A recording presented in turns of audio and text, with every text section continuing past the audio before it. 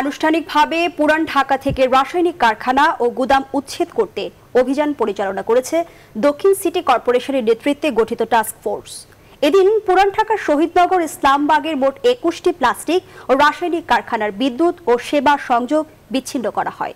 তবে ক্ষতিগ্রস্ত কারখানার কর্মকর্তা ও শ্রমিকরা বলছেন, পর্যাপ্ত সময় না দিয়ে এই উচ্ছেদ অভিযান ক্ষতির মুখে ফেলেছে তাদের।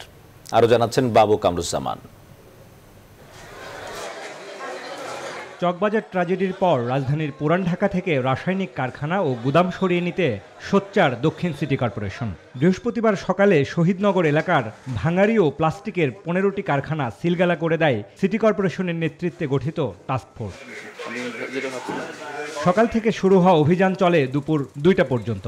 অভিযান চলাকালীন সংশ্লিষ্ট কর্মকর্তাদের সাথে স্থানীয়দের মাঝে তৈরি হয় হালকা উত্তপ্ত পরিস্থিতি। অভিযানে বাড়ি ও কারখানা মালিকদের উপস্থিতি ছিল না। পরে বিচ্ছিন্ন করে দেওয়া হয় গ্যাস, বিদ্যুৎ ও পানির সংযোগ। ১৫টা বাড়িতে আমরা প্লাস্টিক জাতীয় দ্রব্যের এবং স্টিল জাতীয় দ্রব্যের কারখানা এবং মজুদ পেয়েছি। সবগুলো আমরা সিলগালা করে দিয়ে এসেছি। সিলগালা বলতে তাদের যে ইউটিলিটি সার্ভিসের সংযোগ আছে, পানি, বিদ্যুৎ, গ্যাস, এগুলো আমরা বিচ্ছিন্ন করে দিয়ে এসেছি। পূর্ব ঘোষণা অনুযায়ী অভিযান চালানো হলেও কারখানার শ্রমিকদের অভিযোগ তাদের পর্যাপ্ত সময় দেওয়া হয়নি। আমাদের সময় দিতে হবে, তো আমরা তো লেবার মানুষ, মালিকরা তো কেটে দিলে মালিকদের টাকা আছে, তারা খেতে পারবে, আমরা কোথায় খাবো? আমাদের গ্যাস দাও, আমাদের গিয়া দেখেন কামরাঙ্গীরচরে কোনো গ্যাস বলতে কোনো জিনিস নাই। ২০ বছর থেকে বিল দিতেছি।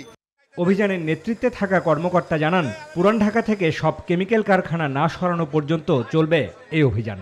পানি, বিদ্যুৎ, গ্যাসের সংযোগ ততদিন পর্যন্ত বিচ্ছিন্ন থাকবে যতদিন পর্যন্ত তারা এখান থেকে সরে নিয়ে না যাবে, কারণ আবাসিক এলাকায় কোনো কারখানা সহ্য করা হবে না। অন্তর্বর্তী সময়ের জন্য শ্যামপুরের উজালা ম্যাচ ফ্যাক্টরিতে অস্থায়ী ব্যবস্থা হয়েছে এসব কেমিক্যাল কারখানার। বাবু কামরুজ্জামান, নিউজ 24, ঢাকা।